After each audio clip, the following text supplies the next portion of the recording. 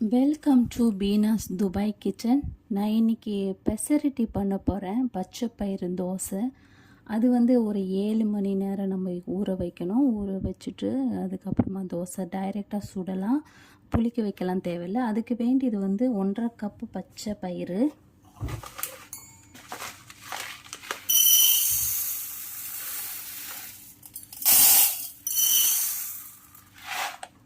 இந்த கிளாஸில் நான் 1.5 கப்பு எடுத்திருக்கேன். இல்லை 1.25 கப்பு கூட ஓகே. 1.25 கப்பு பச்சை பயிறு,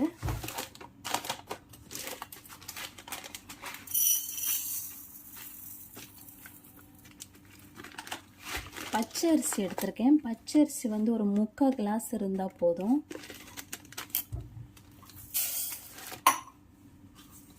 ஒரு 1/4 டீஸ்பூன் வெந்தயங்க. இதெல்லாம் சேர்த்து நம்ம ஒரு 7 மணி நேரம் ஊற வைக்கலாம். நல்லா கழுவிட்டு ஊற வச்சுருவோம். நான் கழுவிட்டேன், நல்லா சுத்தம் பண்ணிட்டேன். இதோ இப்போ ஒரு 7-8 மணி நேரம் ஊற வச்சு அதுக்கப்புறமா நம்ம அரைச்சி தோசை போடலாம். இதுக்கு அரைக்கும் போது என்னெல்லாம் போடணுங்கிறது நான் அப்புறம் சொல்கிறேன். பச்சை பயிரும் அரிசியும் நல்லா ஊறிடுச்சு. இனிமேல் நம்ம அரைக்க வேண்டியதான் பிரேக்ஃபாஸ்ட்டுக்கு.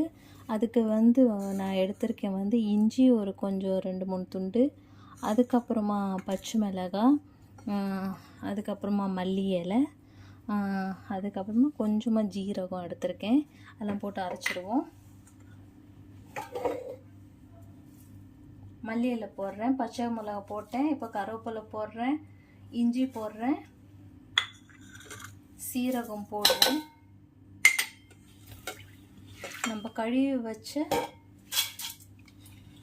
பச்சை பயிரும் பச்சை அரிசியும் போடுவோம். நல்ல தண்ணி தாங்க, அந்த தண்ணியை நம்ம ஊற்றிடலாம். நல்ல நைஸாக அரைச்சி எடுப்போம்.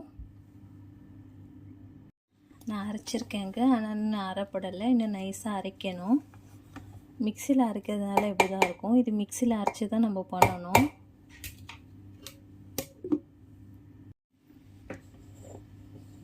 இன்னும் கூட நைஸாக அரைக்கணுங்க. இன்னும் அரைப்படலை பாருங்கள், திப்பி திப்பியாக இருக்குது. உங்கள்கிட்ட காமிக்கிறதுக்கு தான் நான் பண்ணுறேன். நல்லா நைஸாக அரைக்கணும், அப்போ தான் அந்த தோசை நல்லா வரும்.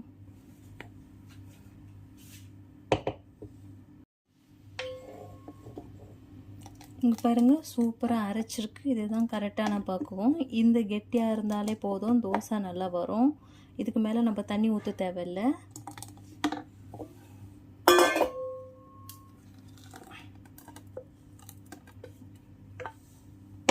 இனிமேல் அடுத்த செட்டு அரைக்க ஆரம்பிக்கலாம்.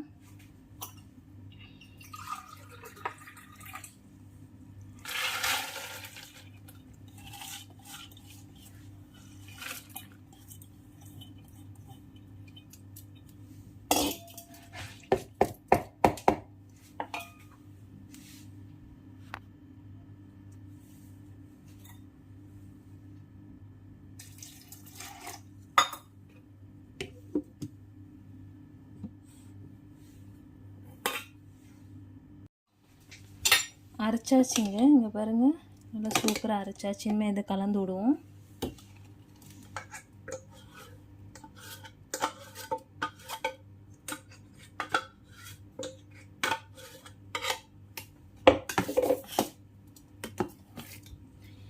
இதுதான் கரெக்டான பக்குவங்க. நீங்கள் தண்ணி ஊற்ற தேவையில்லை. நம்ம உப்பு போட்டுருவோம். உப்பு நான் 1.25 ஸ்பூன் போடுறேன். ஏன்னா ஏற்கனவே சட்னிலலாம் உப்பு இருக்கும்.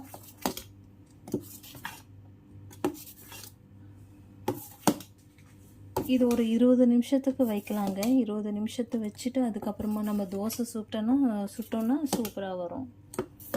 நல்லா முறுமுறுன்னு வருங்க. நீங்களும் ட்ரை பண்ணி பாருங்கள்.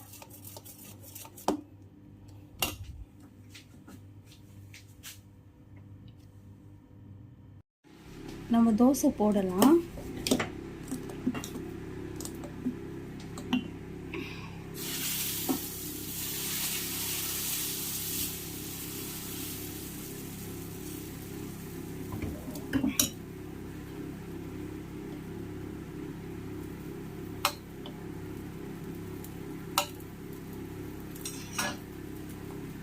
நார்மலான நம்ம தோசை எப்படி போடுவோமோ அதே மாதிரி போடலாம்.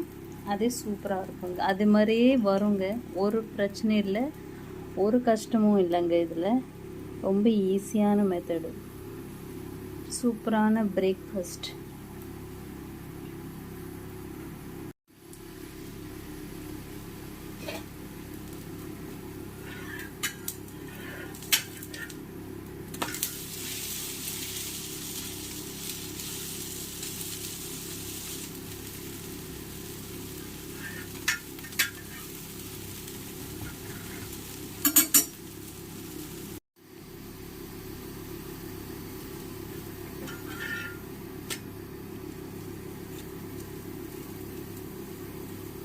இதுக்கு மேட்சிங்காக வந்து நம்ம ஆனியன் சட்னி, முருங்கைக்காய் சாம்பார், கத்திரிக்காய் முருங்கைக்காய் போட்டு ஒரு சாம்பார், அது ரொம்ப டேஸ்ட்டாக இருக்குங்க.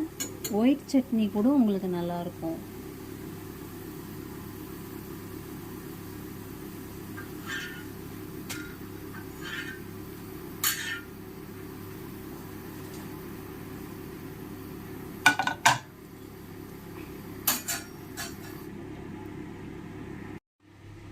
சூப்பரான பெசரட்டி தோசை ரெடியாக இருக்குங்க. நீங்களும் ட்ரை பண்ணி பாருங்கள். தேங்க்யூ கைஸ், பார்த்ததுக்கு. சப்ஸ்கிரைப் பண்ணுங்கள், லைக் பண்ணுங்கள், ஷேர் பண்ணுங்கள். Thank you so much.